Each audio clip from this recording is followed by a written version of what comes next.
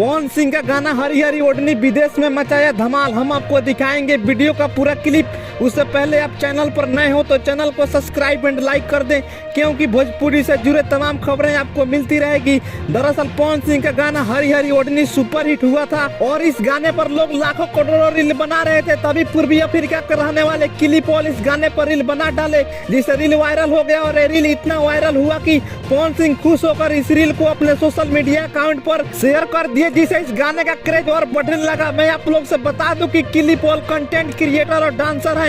किली Paul Tanzania की राजधानी डार एस सलाम के पास ही के रहने वाले एक किसान हैं, जो भेड़ बकरी और गाय को चराने जंगलों में जाते हैं और वहीं पर बॉलीवुड के हिंदी गानों पर और भोजपुरी के गानों पर लिपसिंग करके टिकटॉक और इंस्टाग्राम पर रील्स बनाते हैं, जो कि प्रत्येक रील्स वायरल होता है। किली पॉल भोजपुरी के सभी वायरल गानों पर रील्स बनाते हैं, जो कि इनका भोजपुरी में फैन फॉलोइंग काफी बढ़ता जा रहा है। किली पॉल भोजपुरी गानों को सुनते हैं और समझते भी हैं और भोजपुरी बोलते भी हैं। ये विदेश के होते हुए भी भोजपुरी को अच्छी तरह से समझते हैं। वैसे आप लोग कमेंट करके बताइए कि अफ्रीका में भोजपुरी बोली जाती है कि नहीं। वैसे किली पॉल भोजपुरी गानों को बहुत ज्यादा पसंद करते हैं।